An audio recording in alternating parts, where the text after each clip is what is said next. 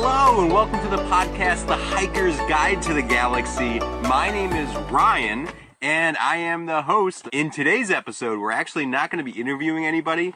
As you can see here, there's no one there, but a nice fire and some birds that are going to be chirping. But today we're going to go over where I am at. It's the Brook State Park Campground. It's in Deerfield, New Hampshire. And it's a nice, quaint little place. I have been staying here. This is my third day. I'm actually leaving today. And I just wanted to go over some of the things that happened and some of the favorite spots that I see, as well as just some information about the place. So if you are in the area, you should check it out. And I'll tell you why coming up. Some of my favorite spots, I think. I really like my loop that I'm in right now. So I'm actually at site 86. That is the first loop on the left-hand side when you come in. It has a restroom that's fairly closely centrated to everything here. So anywhere within the 76 to 89 block loop, that's really cool. I also really like the 20 through 26. It ends up actually being close to the beach, which is nice. And if you wanted to frequent that location, it's good there. And it has a pretty centrally located to our restrooms as well. Then we have the block that's far side. The actual trail runs through it. And I was able to walk through that the other day. And that's the 49 through 94. Nice. I think it's a tent-only area. I don't think I saw any actual campers there. So it'd be a nice place to go. So the Beaver Pond Trail that goes around the whole place, that was really cool. Now, it recently did rain, so it was a little washed out. So just be mindful of that. If it is recently raining or it looks like the lake is a little high or pond is a little high, then I would recommend making sure you have the right footwear for that. Because I did actually, when I went on that hike, I actually ended up submerging my shoes into the water because one of the areas when you walked on the bridge, it actually divvied a little bit, and so I just was with it. I was able to walk around one area, but not that one.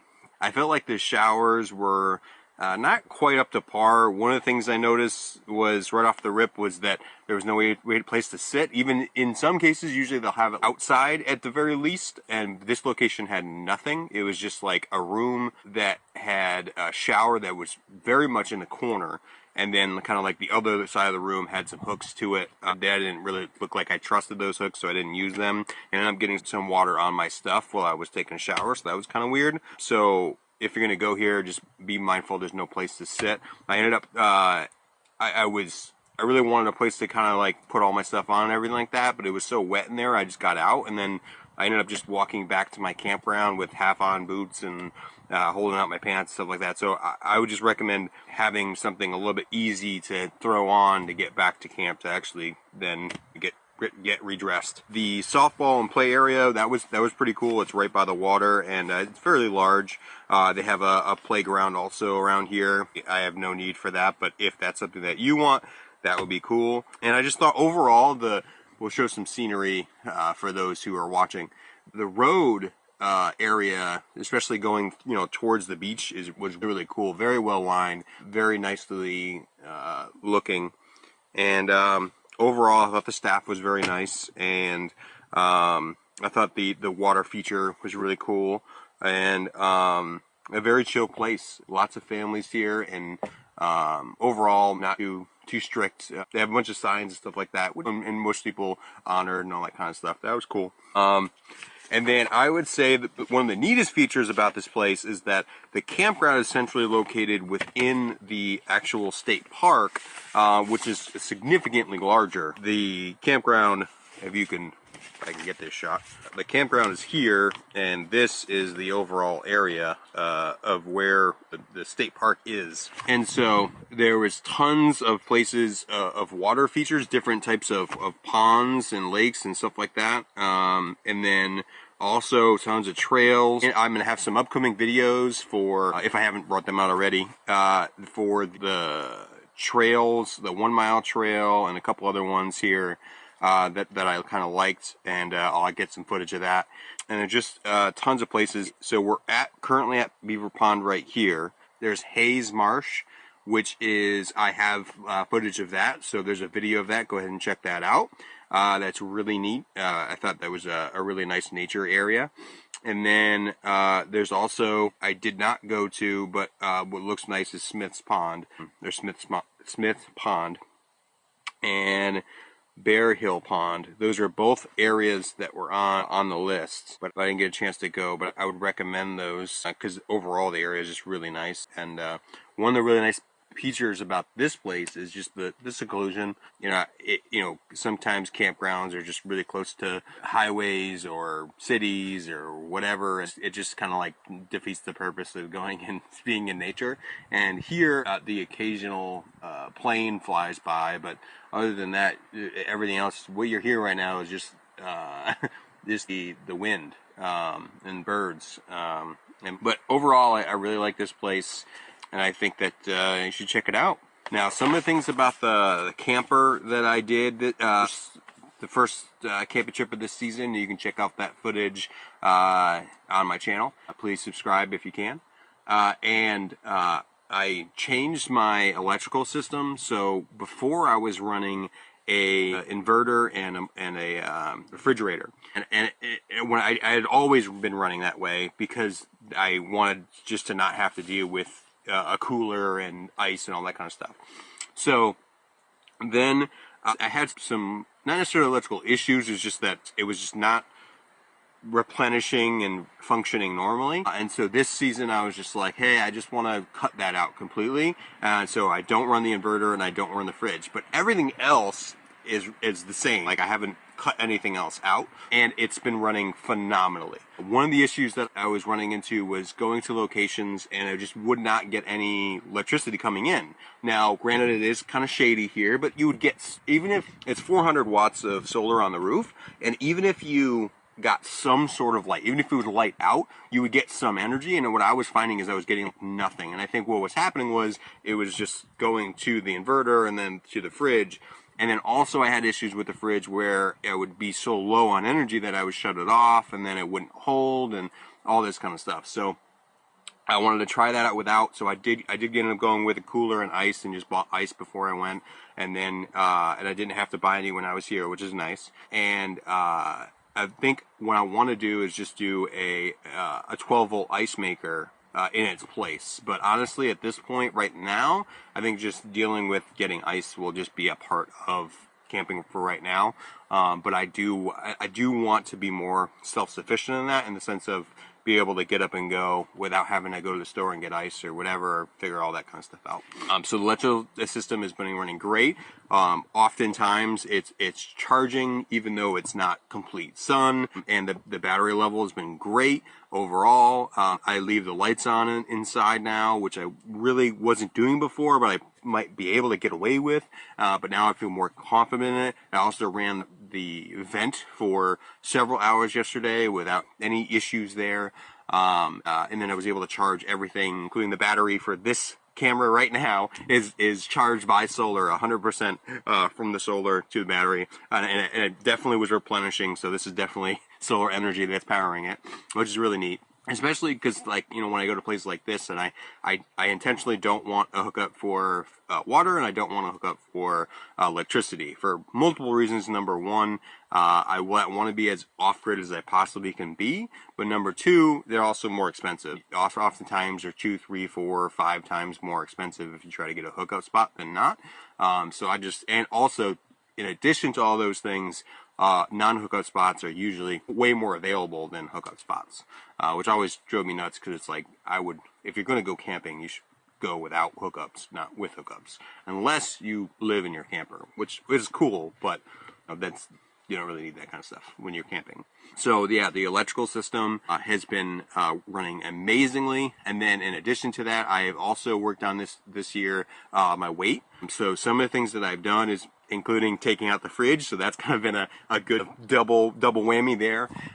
Is just taking out as much stuff as I can possibly take, because I feel like being an Eagle Scout, being prepared is really important to me, and I've seen and understand the importance of it, and so I often don't want to go without stuff, and so I've packed the trailer. So this year the plan is just to I've started off the year fairly lower than what I would normally have.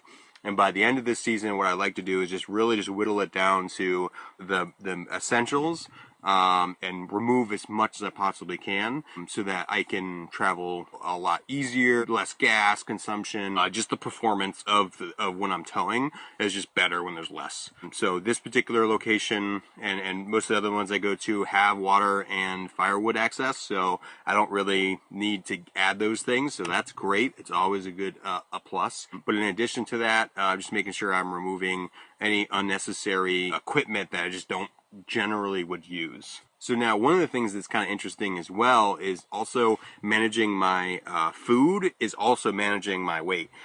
So oftentimes I'm a cook by nature, so I like to have, like, you know, things where I can kind of riff off of, oh, I can use that or not, you know what I mean? Like, so I'm used to a walk-in fridge being just full of stuff so that I can grab and go. And so I try to do that when I travel. And so this particular time, I did a much better job. I actually downloaded an app on my phone and just broke down each day what it is that I wanted for breakfast, lunch, and dinner. And I ended up, and I've done meal planning before, especially through school and just through being a cook and chef and stuff like that. And so that wasn't that foreign to me. It was just like trying to do a good job of managing that. So I really was strict on that. So I wrote everything down. I then went to the store and only bought those items. And then even with doing all that, I still have an okay amount left. So I really want to get better at managing that from a weight perspective, but also in addition to that, from a video perspective as well. The more kind of strict I am with what I'm going to cook and how I'm going to cook it, the more I can research and get really into it, and then therefore I can make a better product, which makes a better video. In the very beginning, not only throwing things out, I also replaced a few items. So I had a wooden box that I kind of threw a bunch of stuff into, and I actually bought a plastic tray instead and put stuff in that, and that's actually worked out really well. I'm seriously considering doing something with the benches, because that's just a lot of weight there. I definitely felt it when I added that, because I had kind of driven without it on one trip and then with it another trip, and I was like, and then now I've had it for a year now.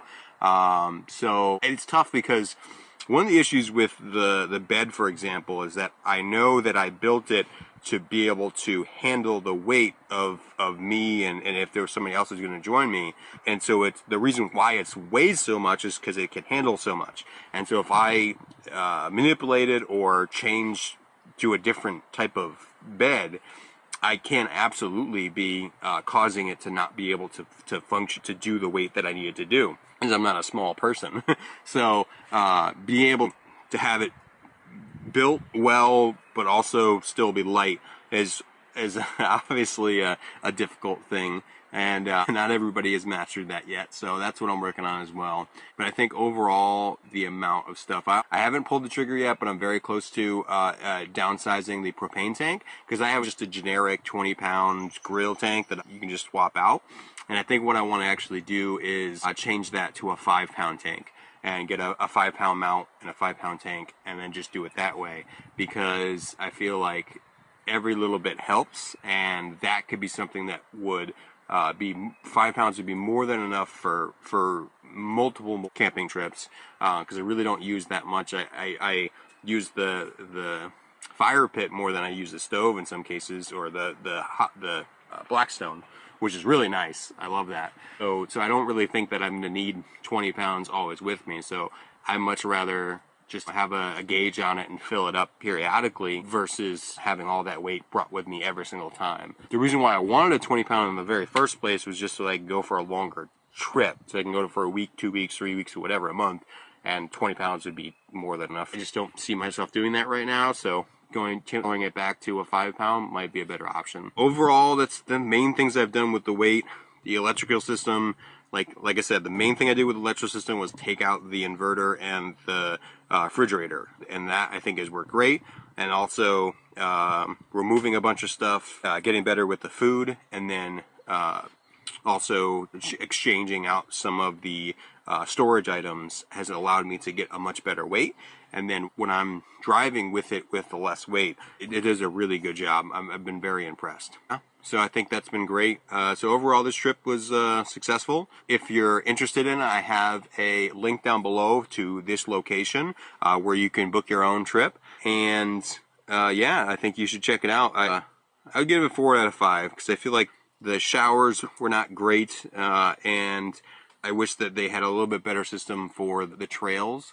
But don't get me wrong, I think the trails were nice. It was you can see the footage at my channel. I think overall it was good, but they could have done a better job at managing them. So, but I will say some of the high points of this place are absolutely the area that you get, because I really didn't have to travel too much this time to go hiking and see some really cool places. So that's a huge advantage that they have, where you're not traveling distances to go anywhere. Also, this is one of the rare places that has the ability to bring a dog. Most New Hampshire places don't have the ability to, state parks anyway, state campgrounds, whatever it is, don't have the ability to bring pets. But Vermont is the complete opposite. They have a lot, so that's why I tend to go there. It's rocks. Thank you so much for listening. I appreciate it. And if you're interested, go ahead and drop that like button and subscribe if you could.